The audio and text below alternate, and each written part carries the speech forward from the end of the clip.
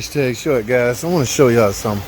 It's a prime example of a customer not being honest with you. Okay, this car will not start, just spins over. So a technician or a mechanic just fresh on it wouldn't even know.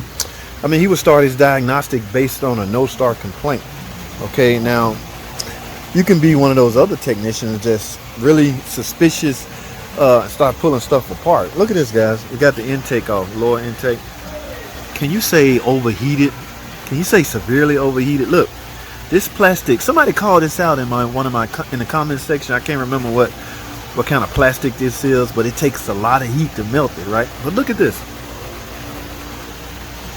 So this intake is solely cooked, right? So what does that say about the rest of it? It's hard to believe customers. I don't know why they can't be honest with you up front, man. It can save everybody a lot of time and money, but I don't know. We're going to have to find out. Well, we can see it was overheated, but we're going to have to find out why, guys. Stay tuned.